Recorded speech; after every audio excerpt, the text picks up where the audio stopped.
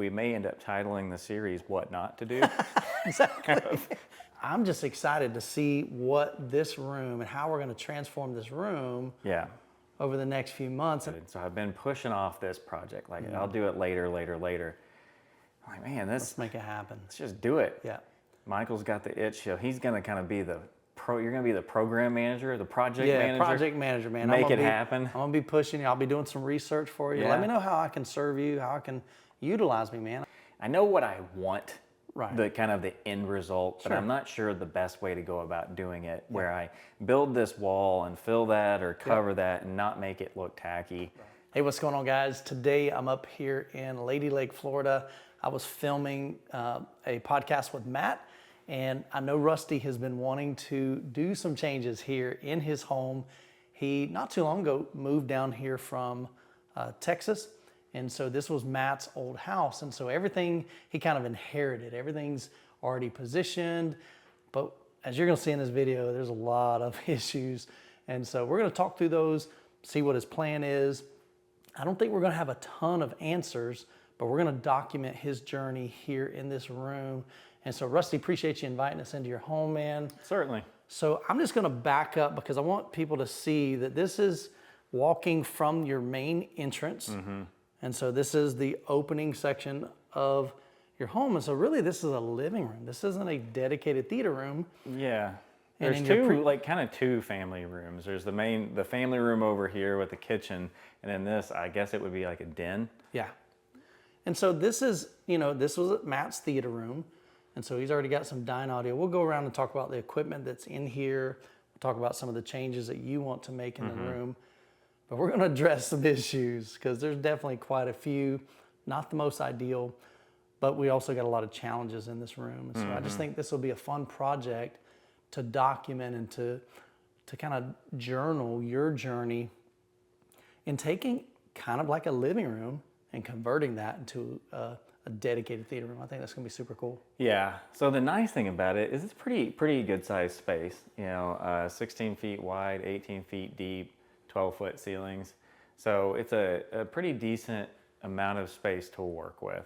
But the first thing is like all this light, right? Because I definitely look. I love this TV. It's a Sony OLED display, and it's great to look at. It's just, I want that wall-to-wall screen experience. Yeah. That's what I had before. When I went to your house a couple of months ago, it was like, man, I miss this. I'm used to this. And so look, no argument, the quality of the screen is amazing. Sure. I think it's an 85. I'm not really sure. But as you can see, in order to kind of like make it feel like a big screen, I've scooted my chairs way up in the middle of the room. Right. So it doesn't exactly look right. Yeah. But that's just to make it feel like I'm somewhat immersive, and it's not where I want it to be. So I miss that big screen. That's the number one thing. But in order to do the big screen, I got a lot of light that needs to be controlled. And I have no idea what to do about that. So over here, we've got this big, massive 3-bay window leading out to the outdoor kitchen area and the pool. And then we face back this way, and we got the main entrance, we got the dining room. So lots of ambient light. I believe you were talking about maybe enclosing this wall right here, right? Yeah, well, I would have to, because if you try to watch TV in here during any time after, before 9 o'clock at night, it's terrible. And even then, it's not great. Not to mention the sound problems that you have from an open room. So I'm gonna have to do something to either, I can do shades or something here and do like blackout shades. Okay. But I don't know, maybe it should be a permanent change. This is a block wall on this right here. Right, exterior wall. Exterior wall. Or in Florida, a lot of our homes are block exterior. Yeah. So that adds another challenge of getting wires through the wall. Yeah, and so I don't know, but how would that look from the outside in? Is it going to look weird? Can I blend it in to where it's still looks appropriate? Sure. So I could either do blackout shades, or I could like permanently fill that in. And then I'm going to have to put a wall here and a door. Yeah. So that's going to be a fair amount of work.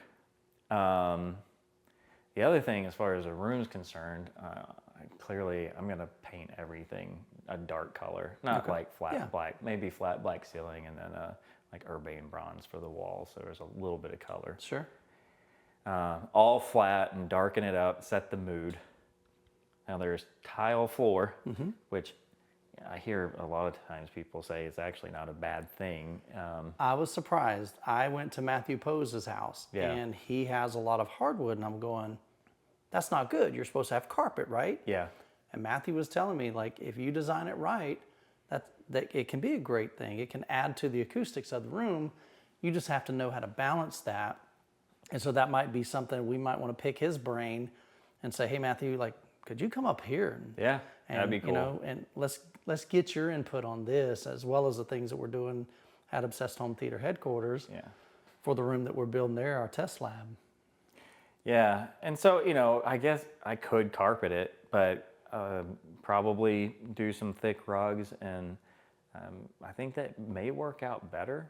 So that's something to figure out. Sure. So I'll tell you what, let's go around the room. Let's talk about like what is physically here, and maybe just talk about maybe what's going to probably change, because you may not even know exactly what direction, but what kind of speakers? These are Dynaudio Contours? Dynaudio Contours. I don't remember the number. They sound great, especially the pair here. Like, they sound really good. But, you know, I'm not crazy about, like, I just don't like the way the surrounds are. Yeah. They're bookshelves, so they stick really far off the walls. And they're great bookshelf speakers, but I just don't like the aesthetic of it. I also don't like the position. We'll talk about that in a minute. That's pretty wild. So we'll talk about the actual components. So we've got contours up front, these big towers. Yeah. Big beefy center channel. Not the most ideal place I would ever put it, but Matt liked to have it kind of concealed.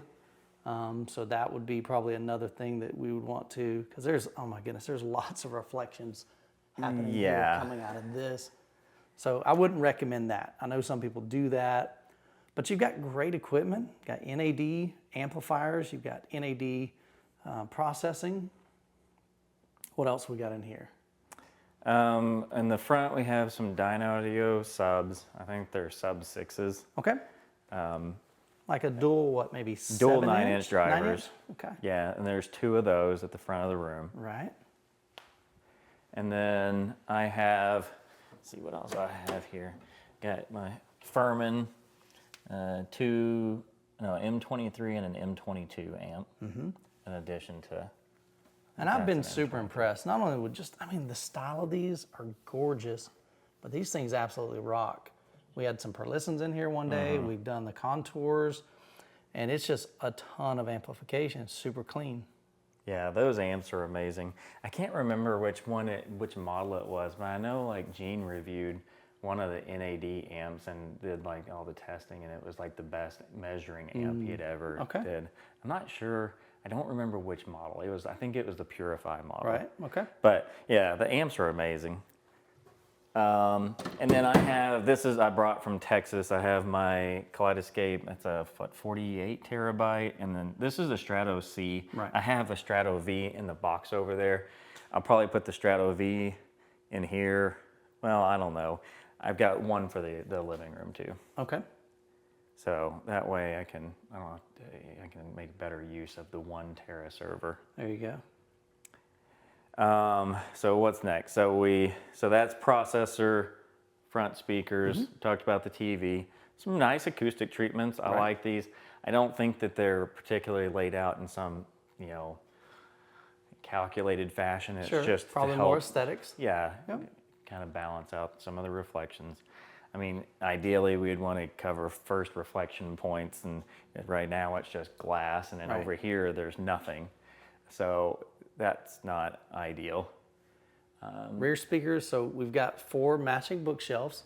Again, we'll talk about position of these in a minute. And then you've got 4 in-ceiling speakers currently as well. And again, not quite the best position back here. Good system. I mean, I'm not a super fan of Dynaudio, especially for home theater. I just don't think they have the dynamics that I like.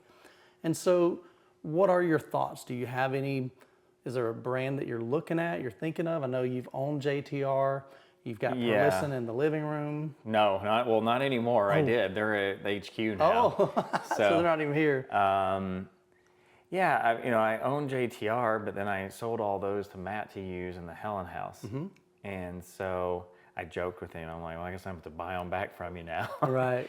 I love JTR. I've considered either maybe trying out 215s. Okay. Just to kind of change it up a little bit. Yeah. That's the big boys. I definitely want to do LCR, identical towers behind the screen. That makes a huge difference to me. I don't like the center channel below the screen. Me too. And it just, like, it sounds, it's not horrible, but it sounds like the There's voices a are disconnect. way below. Yeah. To me, it's just a disconnect from what you're seeing on screen. And especially with as close as I'm sitting, it really sounds like the voices are coming from below the screen. So I'm guessing your seats right where they are here, 10 foot? Yeah, probably 10 foot from the speaker, Maybe 12 something feet from like the that. screen, Okay. give or take. And again, I just did that so I could feel like I could see the TV. I'm like, when you go from, I had a 150 inch 16 by 9, Okay, so it's so 11 feet wide. Yeah.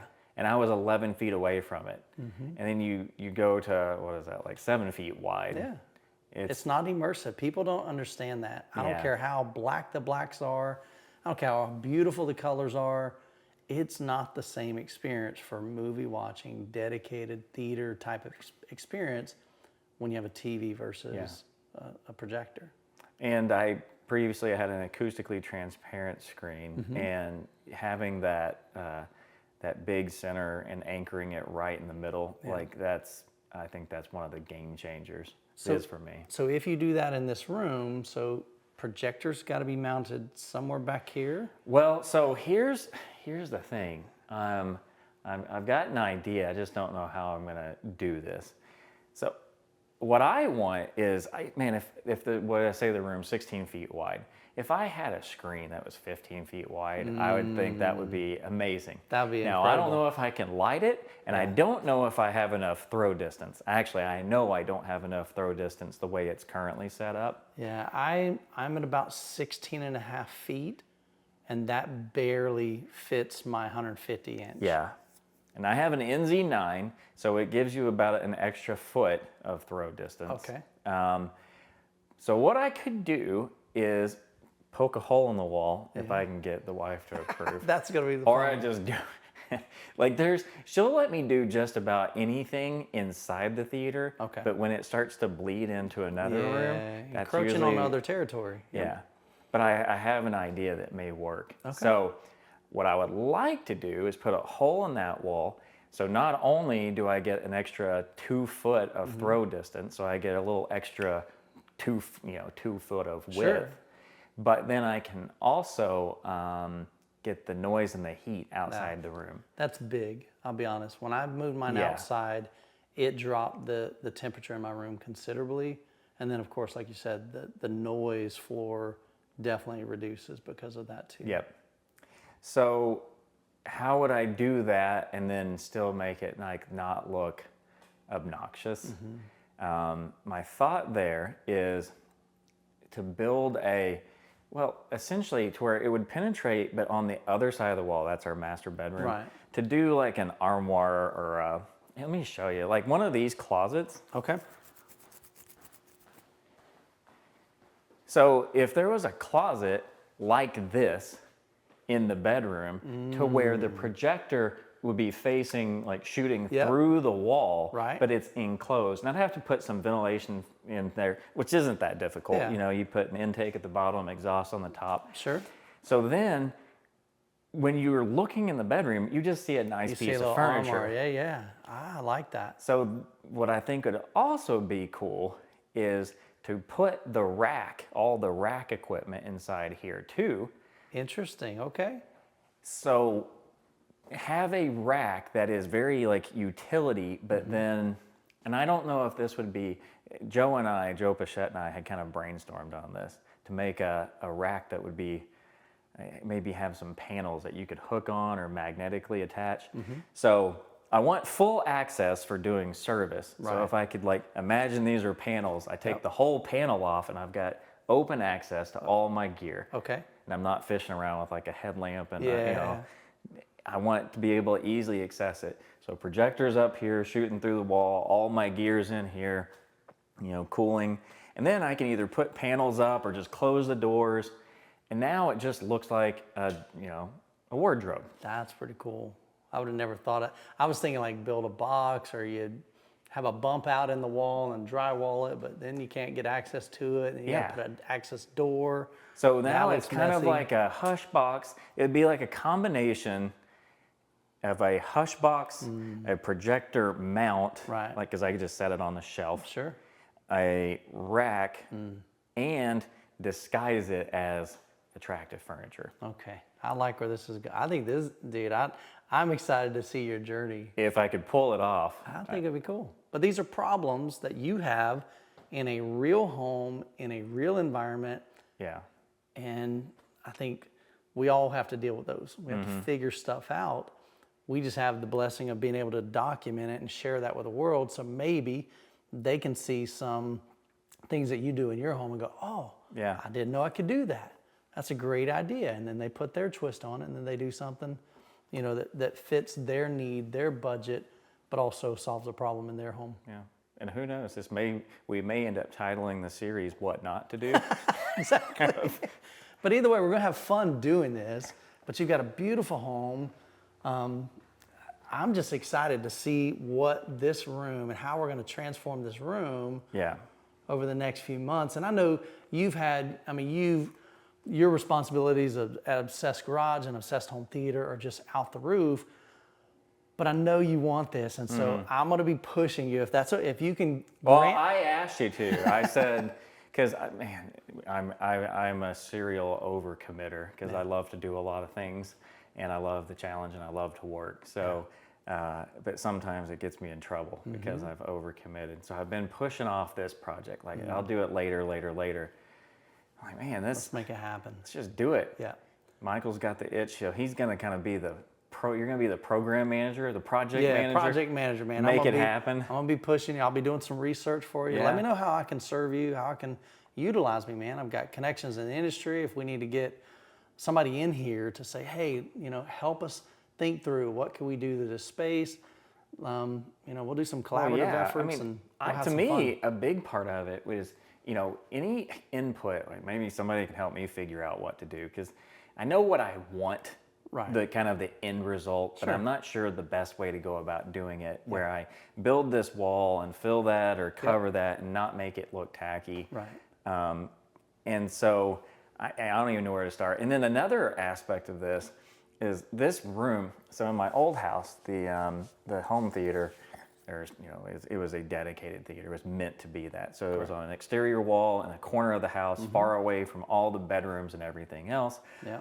And sound wasn't really a problem, right? In or out. Like we didn't really have an issue with it. Here, it's right in the middle of the house. Now, my bedroom's over there and the kids are down there. Most of the time, I'm the first one to go to bed anyway. So that's not really the issue. Right. But just, sound leakage in and out, again, with the TV on the exact opposite wall. Yeah. I've never gone down the sound isolation, with the double drywall, green glue and clips. And I don't know a whole lot about it. I've been in some rooms that were really well soundproofed and it's really cool. Yeah. But I also know you can spend hundreds of thousands, and this is not that kind of project. Yeah. So we'll have to find a balance in that. I mean, you got massive subs back here. Yeah, those aren't even hooked up. Yeah. These are, these are subs I brought from Texas that I built myself. They look great. They're the Dayton audio kits off of Parts Express. Right. UM18 or? Yeah, UM18, something like 22. That. Yeah. And then I have all the Behringer amps for running those and also for running the Croson motion actuators. Right. So that stuff's just sitting there and nothing's connected. Sure. Mostly because I don't have a good way to get I could run a cable, I guess, but I don't have a signal cable running to there. Okay. But so if I can get this rack thing working, then all this equipment would go in there. You wouldn't even need that. And then you'd build maybe a thinner false wall, I'm assuming, if you're going to do an acoustically transparent screen. So I've done what I did before. I actually really liked. I may just do the same thing again. I just made a floating wall mount that is pretty basic, but it worked extremely well. Okay. So that you didn't see any of the structure. The screen was suspended, but you couldn't, like, it's, it mounted it offset from the wall about 2 feet. Right.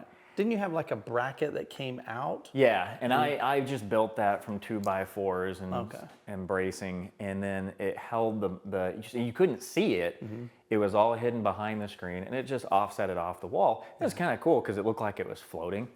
I really liked that, and then I just had the towers freestanding back behind the screen. Yeah. You could see, like, if the lights are on, you could see the towers underneath the screen. Right. I'd always thought I might come back and do like a black velvet something like to hide that, and it didn't actually bother me, so I just left it. And so I'm probably do something like that. I did, I've always liked your screen where you can just like lift it up like a hood, and you have free access to do whatever you need to do. Right. So again, we're not saying we got all the answers right now. This is the beginning stage, but I wanted to show you guys just what we've got to work with. We got to figure out, where do we put those surrounds, where do we put the height channels?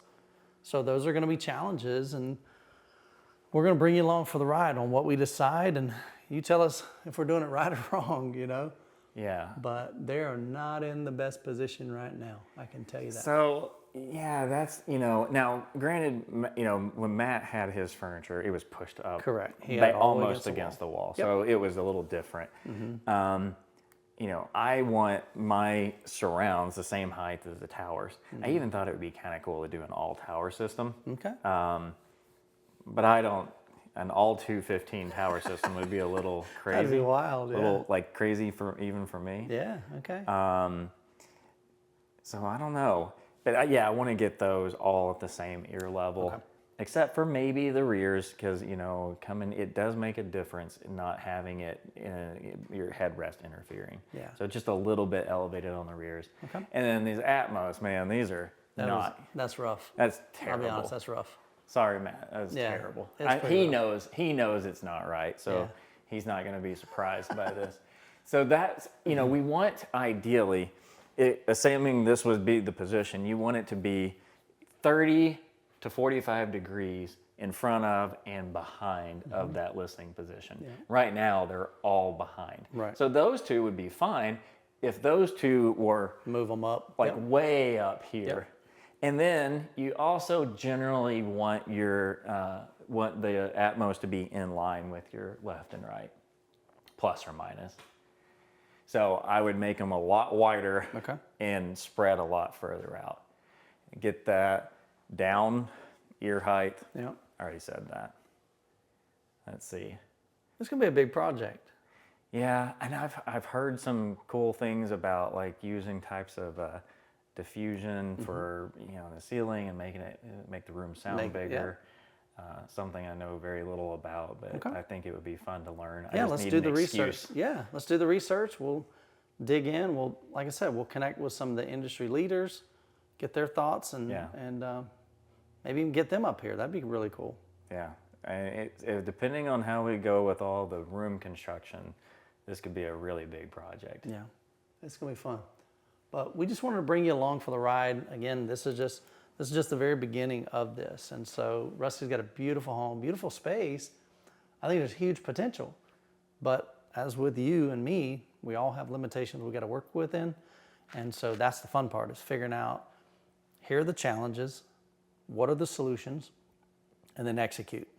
So that's what's going to be fun, is seeing the process. And so this will be a series in the coming months. And so as we begin to cut out a hole and get his wife's permission to do that and build out that, get the equipment. He chooses what speakers he wants and where we're going to place running the cables. I just want to document all that. And so But man, I'm excited for you, bro. Yeah. This is gonna be fun. She's excited too because this was always like our. We like to just spend 30 minutes, an hour each night, just hang out, watch something, wind down, kind of transition at the end of the day, and it's like you're safe, your happy space, not safe space, happy space. Yeah. And it's been kind of we use it, but we don't use it as much because it's just not. Well, oh man, we didn't even talk about subs. Yeah. I forgot I got these subs in the back that I used for near field, Right. but it's definitely going to be some big JTRs, and I've thought about maybe I might do Captivator 4000s instead. Oh, holy cow. So I did RS2s before. Yeah, that's sealed. And I loved them, and I have like zero complaints. Like there's nothing. They're great. Yep. But just for the sake of doing something different, like have maybe Over the 4 top. Captivator 4000 calls, And the 4 near field? maybe. Wow. But I'm And also Crosons? thought about, what I might do too, and I want to just experiment with, is if I took those out and just did Crosons and Captivators. And see what that does. Yeah. Yeah. Well, good thing I don't know. you got lots of choices, and then you figure out what works best in this room. If you don't need the near field subwoofers, then you pull them out of the equation. You may find that, man, they just add that really extra whatever when it's dialed in. It's not about output. You don't need 4 JTR 4000 ULFs in this room. It's not about that. It's about that control. It's about having overhead, and just creating a great experience for you and your family to enjoy. You know what else is tempting is those Perlison end walls. Yeah, that would save you some space. Just from an aesthetic standpoint, man, I love that seamless. They just disappear. And from what I've heard, you've told me, I don't think I've heard those in person. Yeah. But from what you've told me, they sound just as good as the I would love to get you, maybe I'll reach out to Matthew Pose. He's got an incredible Perlison system, all in walls. And that was the first in-wall system that I've ever heard that I was like, okay, these are like phenomenal. They're not the compromise that we typically think of when we think of an in-wall speaker. That and JBL Synthesis are the only 2 brands that I've really heard that I was like, wow, that was an incredible experience. So maybe I can make an arrangement where I take you down to Matthew's house and hear his setup. Well, and JTR does have the in-wall 10. Right. It's the downside to it. It's 9 inches deep. Yeah. It's gonna And be so huge. in the ceiling, it works great. Now you can't angle it then towards the listening position, but it's 9 inches deep. So in wall, that's difficult unless you have really thick walls, which here I'd be pretty close. Yeah. So that could be another option. Yeah. A lot of options. A lot to figure out, but like I said, we're just gonna bring you guys along for the ride, man. So anyway, hope you enjoyed this. Let us know your thoughts on the space, maybe some suggestions. And like I said, we're gonna bring you along for the ride. Hope you guys have an incredible week. God bless, and we'll catch you in the next video.